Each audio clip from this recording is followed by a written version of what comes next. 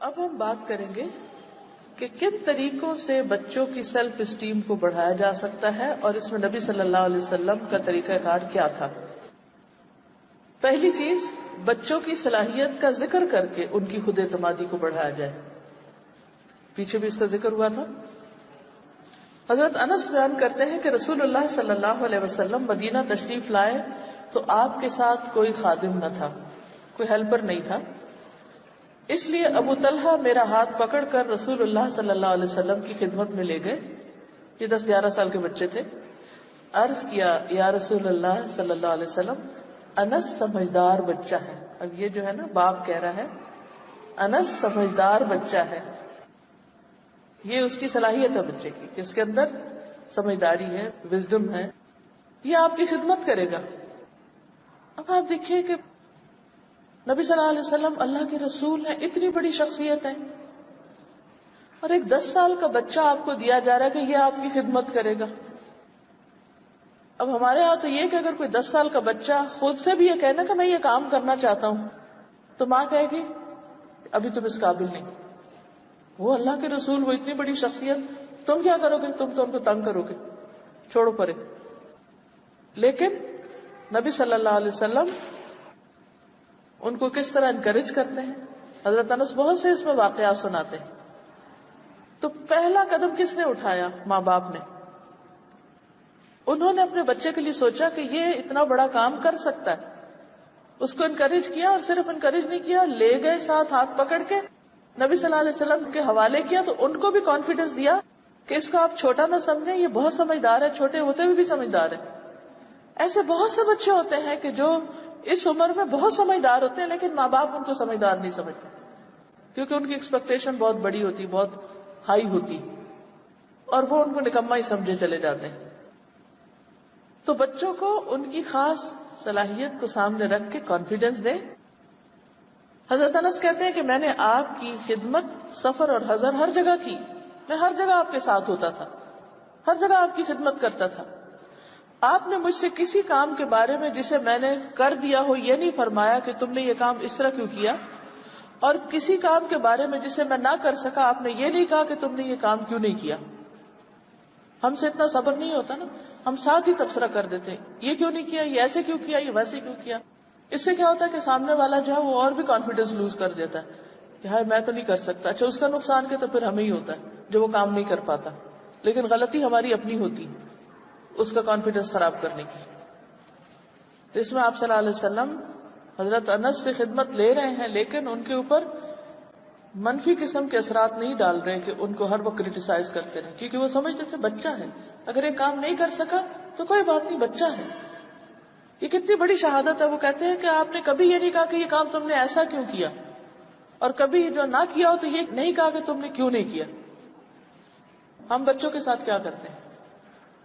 اتنا ہے حوصلہ ہم نے؟ اسی طرح بچوں کی سیلف اسٹیم یا ان کا کانفیڈنس بڑھانے کے لیے ان کو اہم ذمہ داریاں بھی دیں، بڑے کام بھی دیں ان کو. زید بن ثابت کہتے ہیں کہ نبی صلی اللہ علیہ وسلم جب مدینہ منورہ تشریف لائے تو مجھے نبی صلی اللہ علیہ وسلم کی خدمت میں پیش کیا گیا. آپ مجھے دیکھ کر خوش ہوئے. لوگوں نے عرض کیا، یا رسول اللہ صلی اللہ علیہ وسلم، بنو نجار کے اس بچے کو آپ پر نازل ہونے والی قرآن کی 10 سے کچھ زیادہ صورتیں یاد ہیں. ایسا ہوتا ہے نا جیسے مجلس میں کوئی بچہ آتا ہے تو ہم دیکھ کے ایک دم اس کو خوش ہوتے ہیں یا پیار سے دیکھتے ہیں. تو ایسے ہی آپ نے حضرت زید کو دیکھا تو صحابہ نے اور تعریف کی کہ اس بچے کو 10 سے زیادہ صورتیں یاد ہیں. تو آپ کو بہت تعجب ہوا کہ اچھا اس کا حافظہ اتنا اچھا ہے. فرمایا، زید یہودیوں کا طرز تحریر سیکھ لو، عبرانی زبان سیکھ لو. آپ نے کسی بڑے کو نہیں کہا، بچے کو کہہ رہے ہیں کہ تم یہ لینگویج سیکھ لو. کیونکہ اللہ کی قسم اپنے خطوط کے حوالے سے مجھے ان پر اعتماد نہیں کہ جب مجھے ان سے لکھوانا ہوتا ہے تو مجھے نہیں پتا چلتا کہ کیا کرتے ہیں. وہ کہتے ہیں کہ میں نے ان کی لکھائی سیکھنا شروع کر دی. ابھی 15 دن نہیں گزرنے پائے تھے کہ میں اس میں مہارت حاصل کر چکا تھا، ماسٹری حاصل کر لی تھی. میں ان کے خطوط پڑھ کر نبی صلی اللہ علیہ وسلم کو سناتا، اور جب آپ جواب دیتے تو میں ہی اسے لکھا کرتا تھا. اب آپ دیکھیے کہ ایک بچہ ہے اور اللہ کے رسول صلی اللہ علیہ وسلم جو اس وقت ایک ہیڈ آف اسٹیٹ ہیں، ان کے خط پڑھ کے سنا رہے ہیں اور خط لکھ رہا ہے. کبھی آپ دیں گے کسی بچے کو یہ کام؟ اگر وہ کرنا بھی چاہے تو ہم کہیں گے جاؤ جاؤ تم بچے ہو، ادھر بڑوں کی مجلس میں نہ بیٹھو. پھر سیلف اسٹیم بلڈ کرنے کے لیے بچوں کی جو فزیکل ویکنیسز ہیں ان پر ہنسنا نہیں، نہ کسی کو ہنسنے دینا ہے، بلی نہیں کرنے دینا. بعض اوقات ایسا ہوتا ہے نا کہ بچے ہکلا کے بولتے ہیں، یا بعض اوقات تھوڑے موٹے ہوتے ہیں، یا بعض اوقات کوئی اور کمی بیشی ہوتی ہے، تو اس پر آپ نے ان کو مذاق کا نشانہ نہیں بنانا اور نہ بننے دینا ہے. کوئی اور بھی بنا رہا تو اس کو بھی روکنا ہے. نبی صلی اللہ علیہ وسلم نے ابن مسعود کو حکم دیا تو وہ درخت پہ چڑھ گئے. آپ نے انہیں کچھ لانے کے لیے کہا تھا. صحابہ ابن مسعود کو جب درخت پہ چڑھتے ہوئے دیکھتے ہیں تو ان کی پنڈلی ان کو نظر آتی، تو وہ پتلی پتلی پنڈلیاں دیکھ کے ہنسنے لگتے.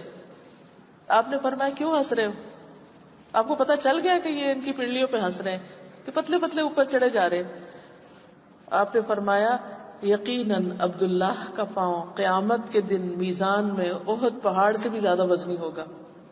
تم ان پنڈلیوں پہ ہنس رہے ہو، یہ احد سے بھی زیادہ بھاری. ادھر صحابہ بھی رک جائیں گے جن کی ہنسی نکل گئی. بازو کا تو ہوتا ہے نا کوئی ایسی چیز دیکھا بے اختیار بھی ہنسی نکل جائے. اور دوسری طرف عبداللہ بن مسعود کو قطعاً کوئی احساس کمتری نہیں ہوگا کہ ہائے میری پنڈلیاں ایسی کیوں ہیں. لیکن اس کے برعکس ہم کیا کرتے ہیں؟ کوئی جو بچے میں ویکنس ہو، جس میں اس کا اپنے بیچارے کا کچھ بھی قصور نہ ہو، اسے بار بار تانے دیتے چلے جاتے ہیں. لہٰذا وہ احساس کمتری میں مبتلا ہو جاتا ہے. اس سے پرہیز کیجیے.